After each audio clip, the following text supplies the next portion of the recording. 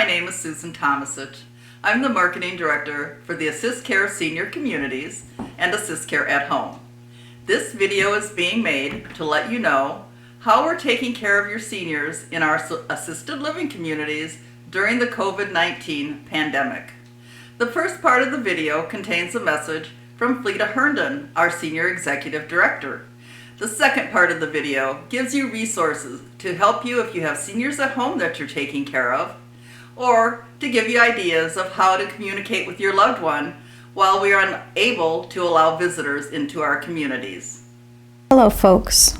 I wanted to share with you today some things that our nation and our entire world are facing in these unprecedented times. One is that we must really work to come together now more than ever and keep our eyes on the goal, which is to provide well-being and quality of life to our seniors. For our seniors, this is in our hands. Today, more than ever, we must be diligent, protect them from the unseen enemy. How do we do this? How do we adjust our lives as well as theirs around all this social distancing, self-quarantining, isolation, and maintain the mental health and well-being along with their physical health and well-being, all at the same time as taking care of our own, ourselves, our children, and our loved ones at home? Hi, my name is Fleta. My name is Fleta Herndon, and I am the Senior Executive Director of AssistCare Senior Communities and of the AssistCare at Home program here in Amador County. I maintain an administrator certification from the Department of Social Services, and I've been on this journey, as I like to say, for the last 25 years. My early years, I cared for abused children, special needs adults, seniors, and those in their home who needed care. My passion has always been the elderly. Their years of wisdom and knowledge has really helped give me certainty in my life. Our senior communities are in full motion right now with the current and ever-changing guidelines of the CDC, our local health officer, and DSS, which is Department of Social Services, who licenses us. We are currently in a very strict policy of extremely limited visitation, which that in itself is very challenging. Our families love coming in and visiting with their loved ones. We love them coming in. We have a lot of social events ongoing, pets that come in, volunteer wonderful entertainers that come in from around the communities, and right now we've had to limit that, and so it is very difficult on all.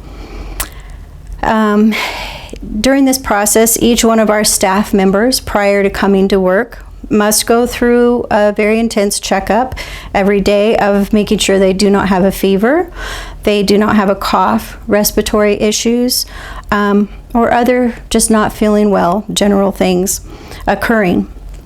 Entering upon our facilities, we do have a very strict hand washing and sanitization policy that is in place, along with our usual universal precautions, and now the PPE equipment as needed, directed by our county health officer.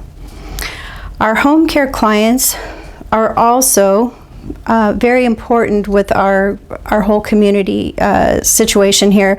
We are now going through a really extensive pre-screening, and I would like to just kind of read off to you what is included in the pre-screening. Prior to going into a home or a resident or a potential resident coming into our communities, we do have to now do a pre-screening on the phone with folks. And that pre-screening includes these questions. Do you have any respiratory symptoms going on, including fever, cough, sore throat, and shortness of breath? Have you traveled? Have you been in or out in a domestic or international travel within the last 14 days into areas where there are COVID-19 cases? Have you had residents in a community where the community spread had occurred. Have you been around anybody that has worked or been in an environment that has had confirmed COVID cases? So with those pre-screening questions, our goal is to be able to still help the folks in their homes, be able to go in and care for them, but at the same time be very cautious and take care of them, as well as our staff that go in to give the care to them. For any further detailed guidelines, you can always go to the cdc.gov site. There is just a world of information out there for folks that's very, very helpful now, and it's ever changing. So even as we're speaking, there are things that are constantly changing and evolving to really help us. And one of the things I want to really emphasize is that for those adult children that have senior parents at home, be very careful. Your parents love you, they want to have you there, you want to be there and check on them, but it's important that you follow the guidelines to protect them. None of us really know. We could have picked something up unknowingly, and we don't want to share it with our folks. As I tell them, I don't want to share with you today. You know, I don't want to share. We want to protect. So be very careful, you know, follow again the CDC guidelines, stay the 6 foot distance, wash your hands, if you're bringing them groceries, wash the groceries, clean them off, you know, wipe down bags, follow those guidelines. There's some very good videos on what we should do with our groceries as we bring them home.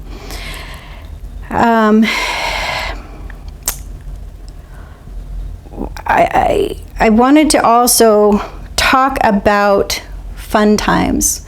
It's important in our senior communities that we create a whole new environment of happy times for them. Right now it's difficult. Again, they're not able to do a lot of the general activities that they're used to doing. Their bingo up close, doing arts and crafts, things like that. We've been encouraged from our licensing and the local health department to encourage exercise at a safe social distancing. So we're really trying to do that. We have music, and music is amazing for the soul and for our health and our overall well-being. So I encourage music of their genre preference, and I'm excited to say that I'm seeing that happen, and it's really making a change in our folks. Visiting outside, coming to a window and saying hello to grandma, letting her see you, or grandpa, is also just an amazing gift that you can give. So don't forget those things. FaceTime, Face Messenger, we live in a society, as we all know, that Facebook and FaceTime are everywhere. So some of the seniors are really enjoying getting to know FaceTime and Messenger. I wanted to share with you another part of our community's process when it comes to our sanitization. We are working very diligently to keep our folks safe again, and we were very fortunate some months back to obtain it's called a Procurious sprayer, but what it does is it's a sanitization program that our maintenance department has, and they go from each community to community throughout the week. They have a whole routine, a regimen, and they do a spraying of this very light, non-harmful chemical, and it does kill any virus on contact. So we're fortunate to have that along with our routine that we do use with our wonderful staff and our housekeeping department that routinely is constantly working to keep our environments clean for our seniors.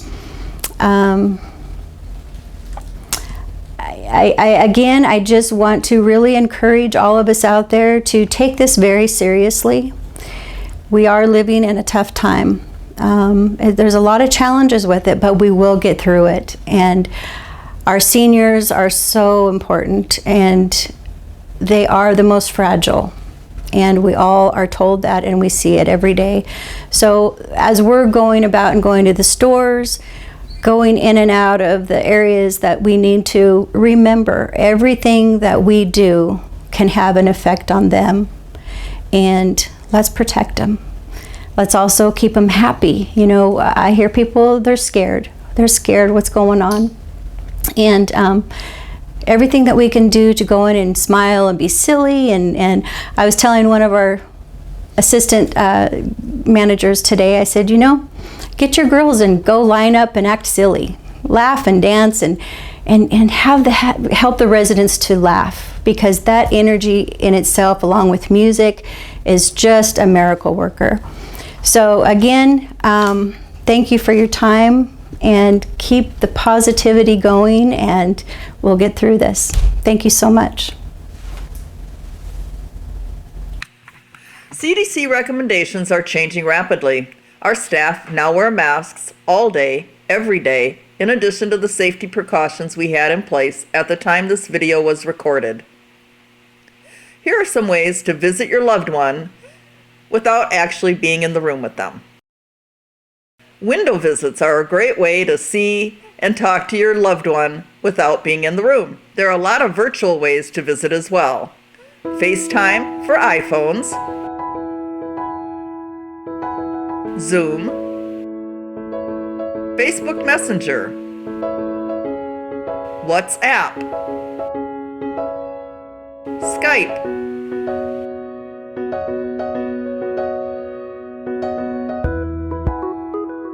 Google Hangouts,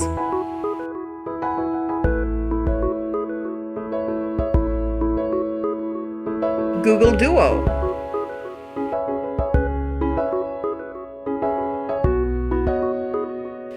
group video calls can be made as well. You may use Zoom to do this,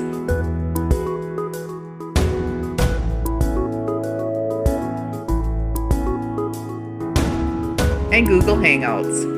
These are all free applications that you can download to your phone, download to your computer, or to your iPad. The rest of this video contains music from the Heart and Home album by Pat Wiley to uplift your spirits while you're looking at some of the other resources we have listed for you. Strolling through the woods of Wisconsin in the spring, the trees all budding out and the birds all want to sing. The air smells so sweet, it's the most delightful thing.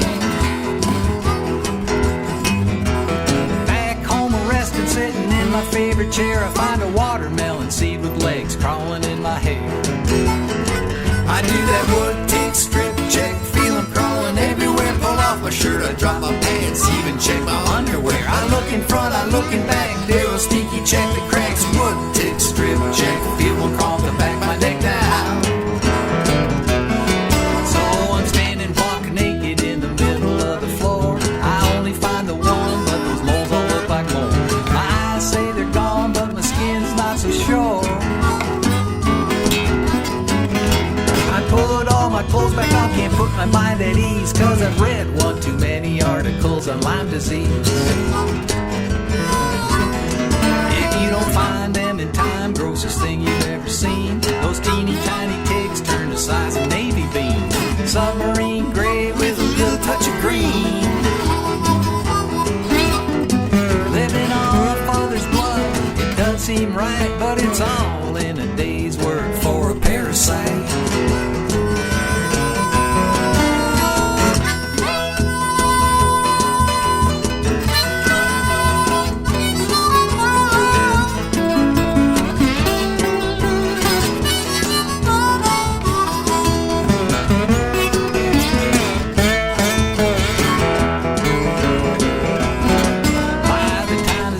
Over now, you might be feeling blue. Start thinking if he's got one, well, I probably got one too. You start to feel those creepy crawly things all over you. Well, you fight your imagination till you just can't fight no more. Then you wind up standing with your clothes all on the floor. You do that wood tick strip check, feel them crawling everywhere. Pull off your shirt and you drop your pants, even check your underwear. You look in front, you're looking back, there a sneaky check the cracks and wood tick strip check, feel them crawl the back of your neck.